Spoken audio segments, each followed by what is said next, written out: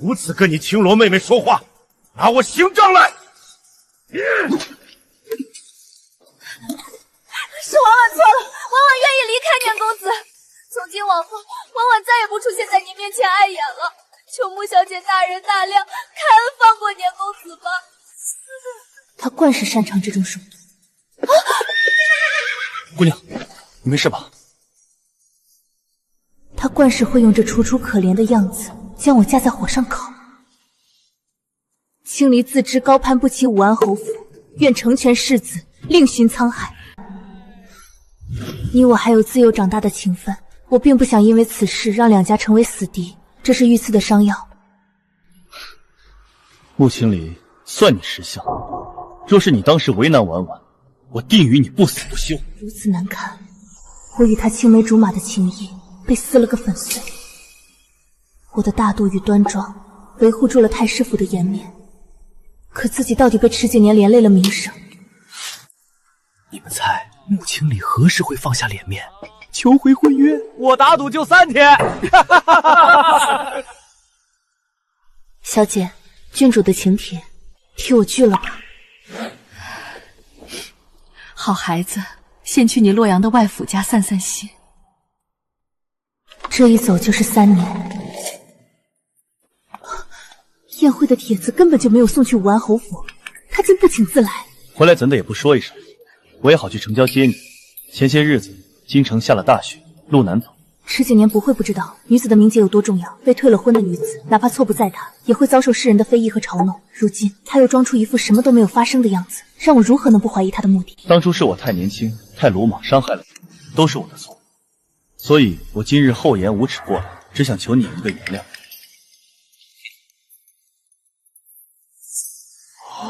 这可是陛下赏赐给武安侯的极品东珠啊！世子竟拿这等稀世珍宝赔罪，可见是真心悔过了。青离，我们青梅竹马长大，那么多年的感情，你会原谅的。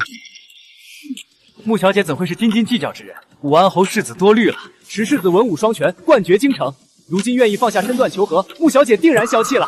那都过去3年了，一笑泯恩仇啊！穆小姐就大度的原谅咱们世子爷吧。当初也是这一张张嘴脸，讥讽我被人退了婚，笑话我太师府不会教养女儿，甚至打赌我会痛哭流涕去武安侯府大闹。现在他们又劝我大度，我凭什么大度？凭什么原谅？有劳世子挂节。倒是听闻世子与叶婉仪姑娘成婚2载，得偿所愿。世子的大婚我也没送过什么贺礼，这东珠还请世子收回去，全当我借花献佛了。这叶婉婉可是他心尖尖上的姑娘，当初为了她，池景年可是坏了名声，丢了助理，甚至不惜和家族抗争。怎么如今问起，却是这般不愿提起的样子？这太师府的小姐罪太多了。把池世子带到空席上坐下。是，郡主。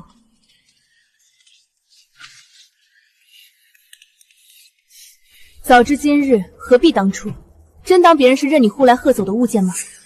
池景年早已在我的世界淡去，不值得我去关注。青离，你在洛阳这3年有没有什么好玩的？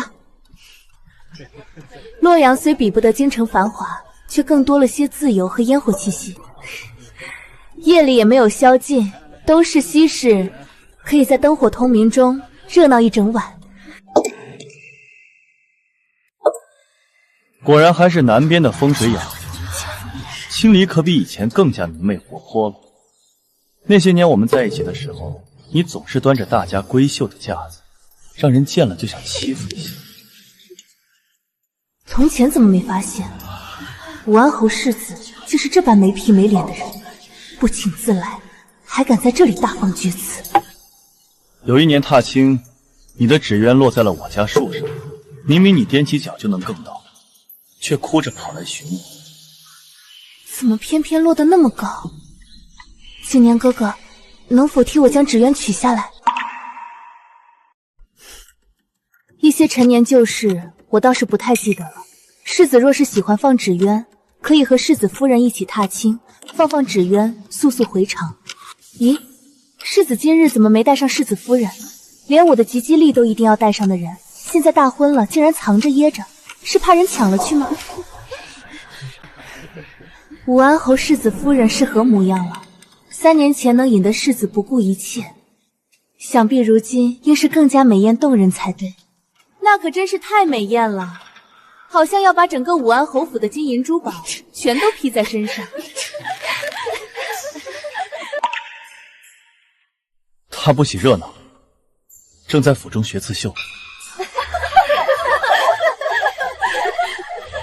说起刺绣，青离，你还记得当年送我的荷包吗？苏手引丝心细了，风情万种束云毛。当初你我的情谊，我至今都记得。他这次是真的激怒了我，荷包是不能轻易能送人的。青离妹妹，如今你我定下婚约，你能给我绣个荷包吗？我女红不好，绣出来的东西怕你嫌弃。只要是你绣的，哪怕是个麻袋，我也天天佩戴在身上，绝不离身。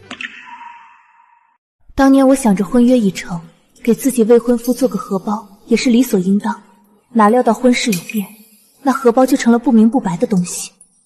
这池景年一而再再而三的想要和我扯上关系，究竟是为了什么？武安侯世子是不是记错了？能为你绣荷包的只有世子夫人，世子该不会看我太师府好欺负，三番二次找我的不痛快。你看啊，青离，这个你还认得吗？我一直随身带着，上面的竹子是你一针一线缝出来的。你说盼我节节高升，百折不挠。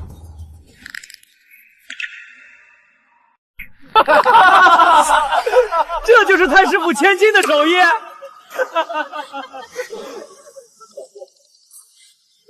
池世子这是跟自家世子夫人待久了，审美也变得如此不堪了。此等丑陋的字出自何人之手，不言而喻。叶婉婉在兄嫂手下的日子不好过，每日干着粗活重活，鸡鸣便起，日落而息。女兄这等细致的活，她哪里会做？这2个字恐怕还是进了武安侯府之后学来的。青离，你这次回来就不走了吧？我们那么多年的情分，其实我……世子此言差矣。虽然我从小便在母亲的教导下习得针线刺绣，但在此等佳作面前，穆青罗甘拜下风。说得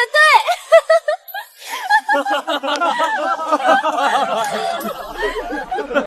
武安侯世子的眼光果然特别，就说这荷包还真不是一般人能绣出来的，难怪世子对世子妃一往情深，原来是喜好啊。都说池世子爱重世子妃，看来传言不虚。这绣工也确实别具一格，不是我等凡夫俗子欣赏来的。肯定是喜欢极了，不然怎么会一直佩戴？在下的娘子绣工也是一般，在下就没这个勇气让大家瞻仰。到底是不如世子爷情深意重。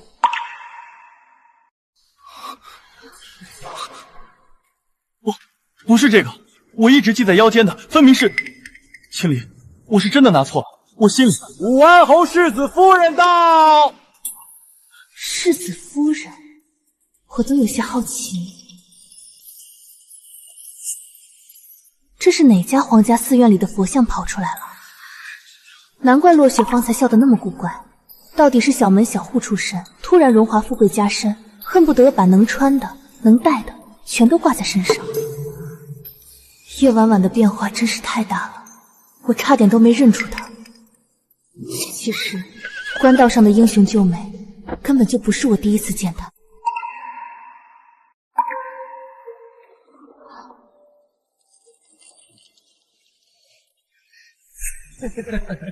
哟，这小丫头模样倒是生得挺水灵。哟，小丫头，这花几文钱一朵呀？小爷我全包了。放肆！光天化日之下，你们想干什么？还不快给我退下！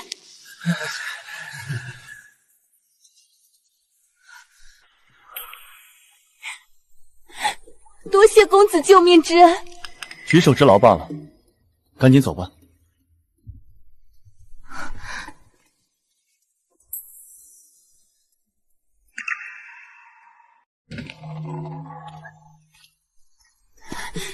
池世子，您还记得我吗？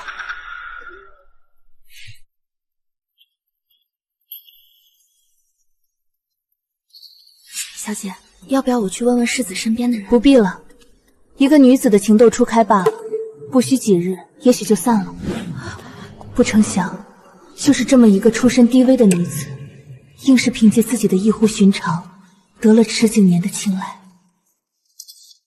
爹，婉婉是儿子心悦的女子，为了她，我宁愿背负退婚的骂名。英雄救美，总是让少年人热血沸腾。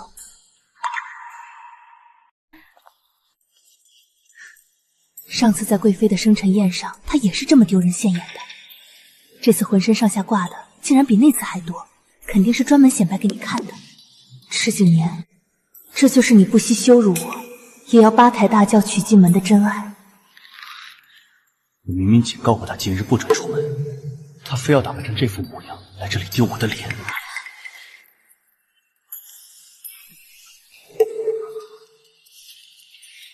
姐姐，你回来了，咱们好久没见了，改日到我武安侯府去坐坐。这种人实在不值得我耿耿于怀。池夫人怕是认错亲戚了，太师府只有我一个女儿，我可不知道什么时候自己居然多了一个妹妹。侯府教规矩的嬷嬷是不是偷懒了？怎么让世子夫人装扮成这样就出来了？当年世子也喜爱婉婉，让姐姐丢了面子，现在姐姐怪我也是应该的。你好大的胆子，竟敢在这里大放厥言！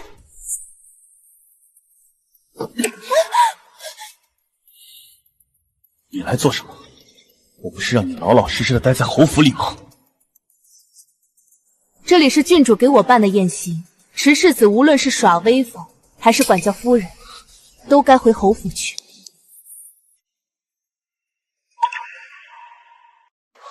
青离，对不住，是我失态了。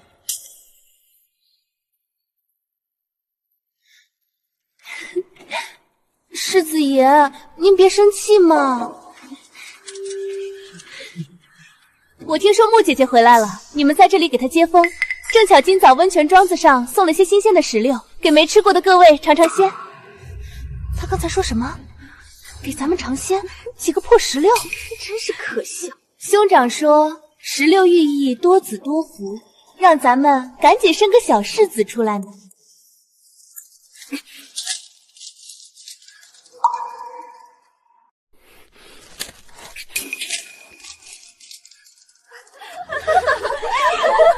我说过今日不准你出府，你是耳朵聋了吗？为什么要出来给我丢人现眼？我听说宴会是可以夫妻同来的。青离啊，武安侯夫人过世后，后宅都是由侯夫人曾经的陪嫁嬷嬷管着，侯府后院干净。看如今这样子，倒是叶婉婉管家了，可没人教她该怎么做吗？你还嫌不够丢人吗？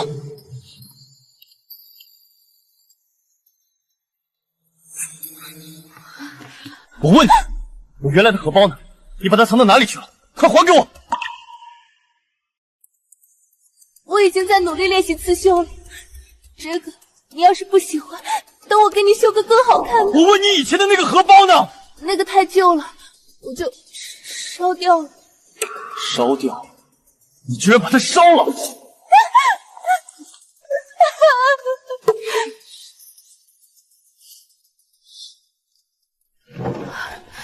我的乖女儿，这3年真是苦了你了。回来就好，回来就好。当年若不是池景年当众悔婚，我也不至于离家3载，让父母为我操心。好了，你别在这儿碍事了，先去书房待着。我跟离儿说几句提子话。离儿，你可还念着武安侯府那小子？母亲何出此言？当年闹成什么样子，女儿的心再宽，也容不得他那般羞辱。好，不愧是我太师府的女儿，有骨气。3年前你离开京城之后，武安侯府可是闹出了许多笑话。逆子，两家刚退婚，你就急着让他进门，你想让侯府被全京城笑话吗？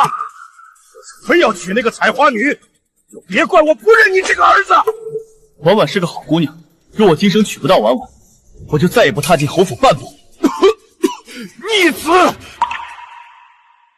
你走后没多久，侯爷就奉旨去了赛培平叛，仗是打胜了，但也身受重伤，险些丢了性命。罢了，我也护不了你一辈子了。你若真的想娶那个叶婉婉，我同意了，但是他必须尽快生下嫡长子，这是我最后的底线。多谢父亲。谁成想，大婚当日，武安侯府就闹出了许多笑话。哦，叶婉婉的兄嫂知道妹子攀了高枝，就带着一大群亲戚跑去武安侯府喝喜酒要钱。俺家婉婉可是俺们辛苦养大的，这点聘礼可不够，得加钱。兄长、嫂子，聘礼上我并未委屈婉婉，这是我母亲当年的遗物，我已经送给了婉婉。本侯说过，拜堂之后再送叶家一套3进的宅子，外加1000两白银，这还不够吗？谁知道你们是不是骗人的？万一卖了堂，你们翻脸不认账咋办？就是不认账咋办？没天理了！堂堂武安侯府欺负人了！我家小姐心肌病犯了。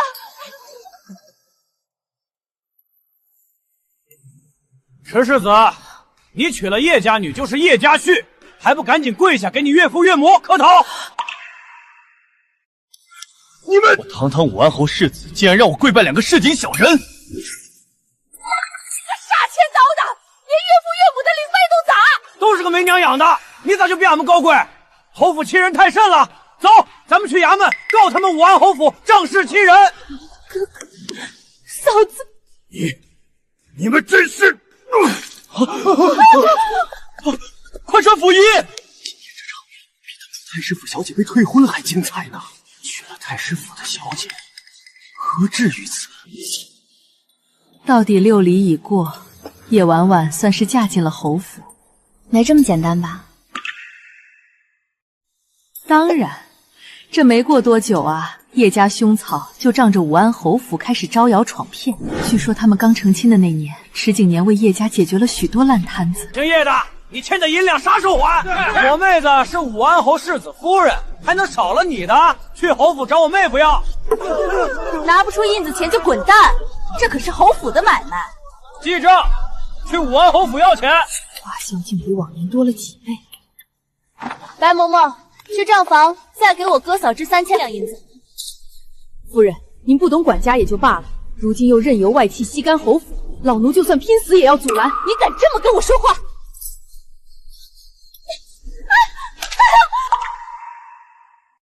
嬷嬷，你偷我的金钗被我发现，竟然还要打我！婉婉，怎么回事？世子，白嬷嬷偷了我的钗子，还咒我们全家去死。世子明鉴，老奴在侯府30年，绝不会做这种事。是夫人她……闭嘴！婉婉也是你能污蔑的，你倚老卖老，屡次欺辱主母。来人，押下去，掌嘴100。世子，老奴是侯夫人的陪嫁，伺候您这么多年，会不会做出这种事儿，您还不知道吗？侯夫人过世后，老奴尽心尽力打理着侯府，何曾被这样对待过？哼，您趁着侯爷去了军营，如此偏袒那村妇，老奴这条命伺候不起这等主子，今日就告老还乡。这白嬷嬷一走啊，叶婉婉也就成了侯府里的女主人。可她连管家都不会，更何况是偌大的侯府，自然也没人告诉她如何与京中女眷相交，如何处理侯府事务。倒是有趣。就说上次贵妃的生辰宴，池家这位世子夫人可算是丢尽了脸面。先是把贵妃所出的五公主当成宫女，呵斥公主打扮的妖娆，想要勾引男人；随后又把给贵妃的贺礼弄错，送上的是给林家老夫人的帛锦。若不是武安侯军功赫赫，叶婉婉那日怕是走不出皇宫。竟是这般丢脸。父皇，你要替儿臣做主啊！武安侯世子还真是娶了个好妻子啊！多谢皇上夸奖。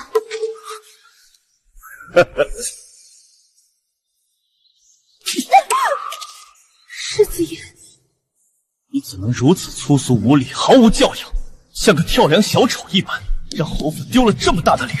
都是报应啊！当初池景年选择叶婉婉时是怎么说的来着？穆清离，你从小在锦衣玉食中长大，循规蹈矩，木讷又无趣，可婉婉不同，她就像出淤泥而不染的莲花，哪怕生于困苦，也坚韧不拔，耀眼夺目。当真可笑之极。武安侯为了保住叶婉婉和他兄嫂的命，把半生军功都搭进去了，如今连军权都没了。他们持家种瓜得瓜，挺好。好什么？半年前，那小子开始频繁往咱们府里跑，又是给你爹磕头道歉，又是跪地忏悔，看样子是后悔了。他还明里暗里打听你的消息，那话中的意思，竟然是想要休妻另娶。迟几年真是打得一手好算盘，难怪他在宴席上做出那番姿态，频频提及曾经的情谊，竟是想算计我。他后悔了，那我受到的伤害就可以一笔勾销吗？娘，女儿这次回来其实是想告诉你们，外祖父已经给我定下了亲事。你怎么不早说啊？这么大的事情，快跟我去寻你爹。是怎样的人家啊？你可见到了？你满意吗？那人什么时候上京？老穆，父亲在洛阳给梨儿定了门亲事。岳丈家乃是洛阳的百年望族，定不会委屈了梨儿。你说是谁？我没听错吧？是先皇幼子，当今圣上的亲弟弟，福王李成昭。这怎么行？哪怕年岁相当，可辈分……确实是个好人选。你见过了吗？那人你可满意？我听说福王比当今圣上小了整整30岁，先皇去世后，他就将自己的母妃接到了洛阳封地。梨儿，你与福王是何时相识的？是刚到洛阳的那阵子，表姐怕我想家，就时常带着我去热闹的庙会。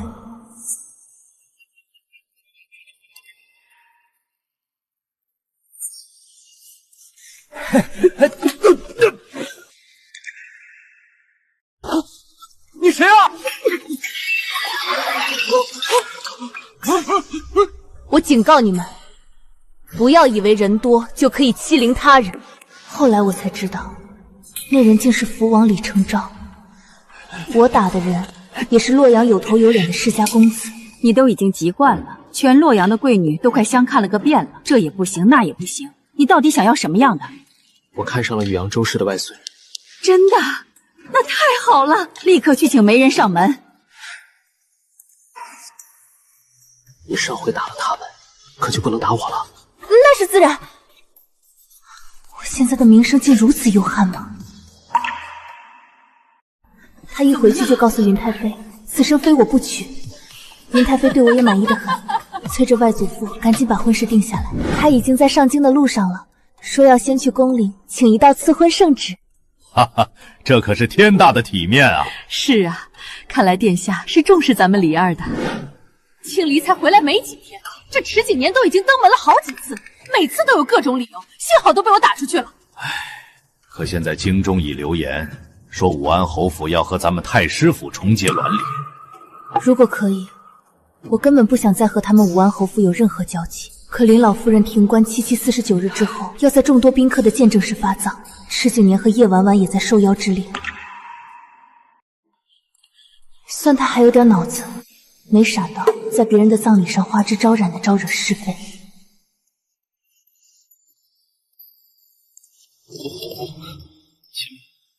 你为什么不愿见我？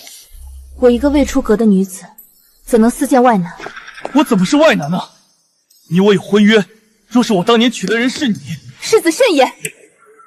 你我3年前就解除了婚约，世子该不会忘了吧？你冲冠一怒为红颜，乃是京中广为流传的佳话。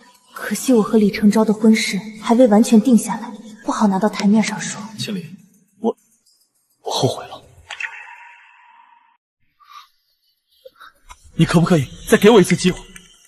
我们那么多年的感情，你不该因为我犯了次错就断得干净。青离，我真的知道错了，那时我年少轻狂，不懂感情是何物，错把一时的新鲜当成了真爱。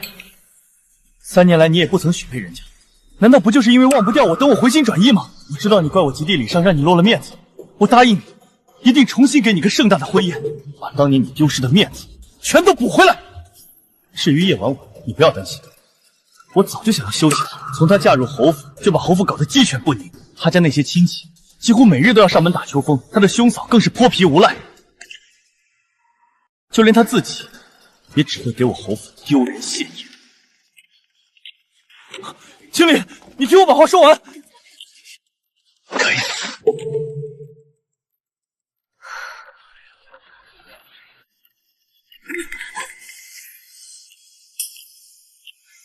这还有完没完了？穆经理，你现在是不是很得意？你也在看我的笑话，对吗？我是没有你的出身，没有你的才华，可这一切能怪我吗？我想让自己过得好，想不被人欺负，不受人白眼，我有什么错？是我是抢了你的未婚夫，可这几年是我唯一能攀上的捷径。你有疼爱你的父母，有万贯家财，就算没有10几年，你一样可以嫁给良人，高高在上。可我呢？我只有10几年了，我们都成婚了，你为什么还要回来啊？你为什么不一直待在洛阳？你为什么回来抢我的夫君？如果你只是来和我抱怨这些，那么我就先走。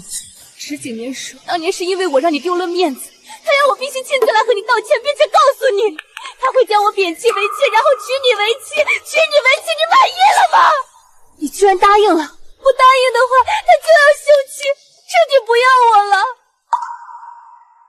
我不想离开侯府，我不想再过以前时不国父的日子了。我兄嫂要是知道我被侯府休妻，他们肯定会把我卖掉。你继父，我和你争了，只要你能让我日日见到世子，并且不能赶我走。说他有点小聪明也聪明，企图高攀，也确实傍上了池景年。可是说不聪明也不聪明，若是嫁入侯府后，虚心和白嬷嬷请教，未必不能成为一个好的当家主母。只要她用心去学，早晚也能融入京城女眷的圈子。可她偏偏在抓住一个机会后，又丢掉了所有。你们少一个孩子，侯府那么大，需要一个继承人。再过几日，李承照就要来了，这府里比过年还要喜庆。我记得落雪之前说过，武安侯的伤势反复，就连御医也束手无策。看这样子，想要再上战场是再无可能了。侯爷无故来我府中，可有要事？穆大人，当年都是我这顽劣小子不懂事，我是带他过来赔罪的。像他这样的人，怕是第一次拉下脸面。经理长大了，听说你外祖家对你很好，但洛阳不比京城，你爹娘也舍不得你再走了吧？太师府的教养就是好，不知谁家有福气，能娶来这么好的姑娘。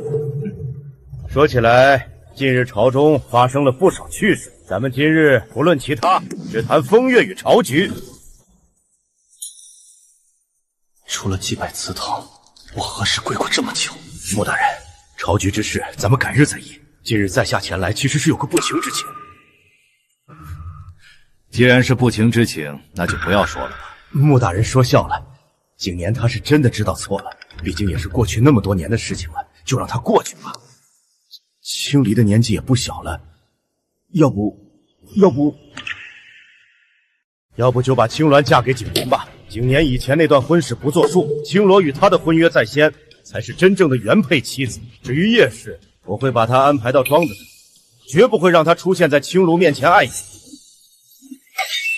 武安侯真是好算计，是觉得羞辱我太师府一次还不够。3年前我好好的女儿被你儿子退婚坏了名声，如今你还敢舔着脸上门求娶，我劝你们收了这个心思。我女儿就算是不嫁人，我太师府也愿意养她一辈子。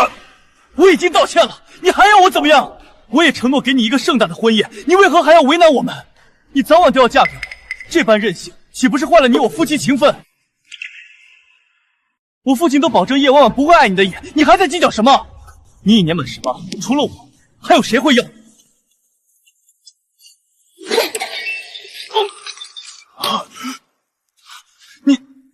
你怎么敢？你怎么如此不知羞耻，非要我把话说得明白？还是世家公子呢？这痴缠做作的样子，倒是像极了路边的乞儿。时隔3年，我将当年他说过的话如数奉还。既然令爱不愿意嫁人，那就一辈子在太师府尽孝吧。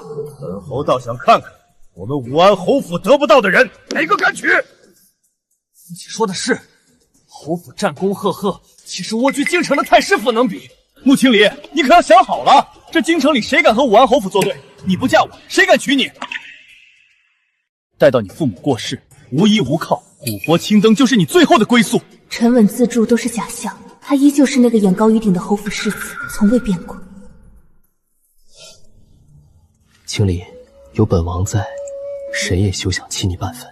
我太师府就算比不得武安侯府，也是京中数得上的人家，你怎么就那么肯定没人愿意娶我？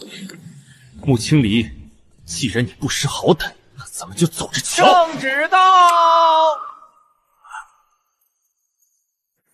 太师之女穆清离，端庄贤淑，惠内秀中，乃京中贵女之典范。今赐婚与福王李承昭于年底前成婚，钦此。小姐接旨吧。臣女接旨。穆太师好福气呀，多少人盯着福王妃的位置呢，没想到竟然落在了太师府。待到王妃成亲那日，咱家要来讨杯喜酒吃。总管大人客气了，一定。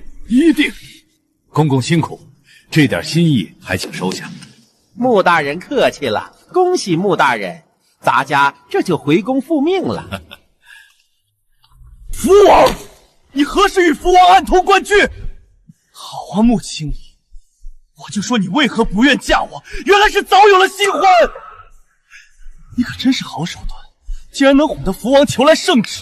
石景年，3年前闹着退婚的人是你，我凭什么要为你这种言而无信的小人等待？世子爷倒是霸道的很，只准自己抱得美人归，却不许我另嫁良人。叶婉婉不会是你我之间的阻碍，为了你，我愿意休了她。可你与福王有私，怎么对得起我？你休弃叶婉婉与我何干？你退婚那日就该知道，我此生都不会再嫁给你。不，我那只是一时糊涂，浪子回头金不还。你心里有我，你会一直等着我的。老夫的女儿没人敢娶，年后武安侯见到小女，怕是都要尊称一声福王妃了。父亲，您不是也一直劝我休掉叶婉婉，求娶穆清聊吗？您去面圣，就用您的军功换一道圣旨，好好。陛下肯定会看在您为国朝戎马一生的面子上，收回给父王的圣旨，把穆清离赐婚给我。穆清离是我的未婚妻，她只能嫁给我。武安侯世子真是好大的脸面，竟要抢本王的王妃。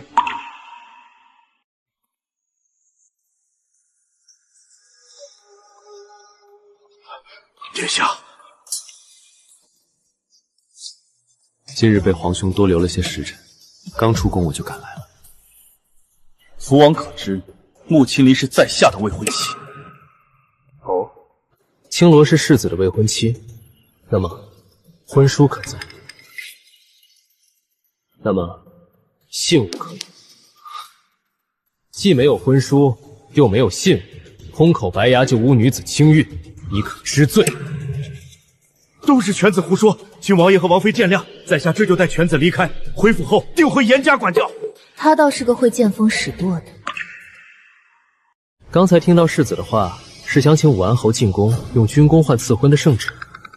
可我听皇兄说，武安侯上次用军功换了世子夫人的兄嫂活命了，武安侯的军功怕是不够用了。当初叶婉婉的兄嫂闹出了人命，大理寺要依法惩治凶手。求您救救我哥嫂！父亲，能否用您的军功换一道赦免的圣旨？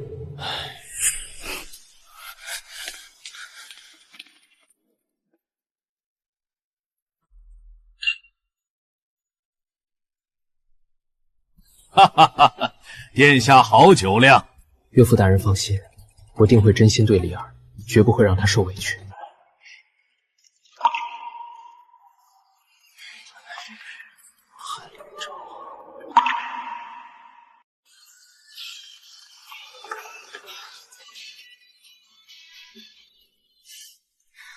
我与李承昭大婚那日，武安侯府没有人来。世子，我已经怀孕了。那又怎样？别以为这样我就不会休了你。我不同意，哪怕叶婉婉再不堪，可这孩子也是侯府血脉。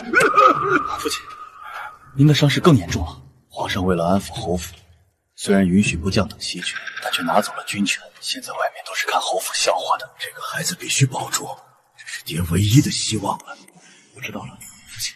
一夕之间，曾经围着池景年的那些世家公子不见了，讨好武安侯府的商户也没了踪迹。你们武安侯府过河拆桥，想休了我妹妹，没门儿！拿1万两银子来，不然我们就去顺天府告你们草菅人命。没天理啊！侯爷世子欺负穷苦老百姓了，我妹妹肚子里可是侯府的种。打断他们的腿，丢出门去！世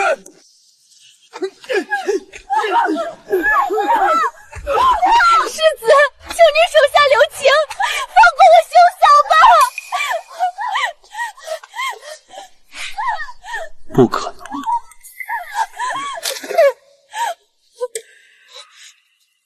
我的孩子没了，全都没了！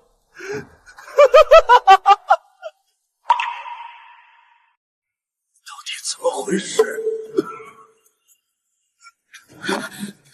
叶家兄嫂跑来侯府大闹，夫人为了给他们求情，伤心过度，不小心摔了一跤，孩子没了。父亲！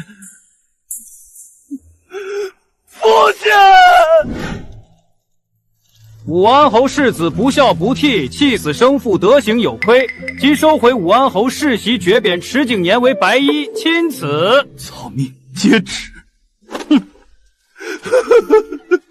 年关刚过，我和李成昭就要回洛阳了，路上小心，跟程阳努力，早日给咱们太师府添个小外孙。岳父岳母放心，我一定会照顾好青柔的。爹娘，你们多保重。去吧。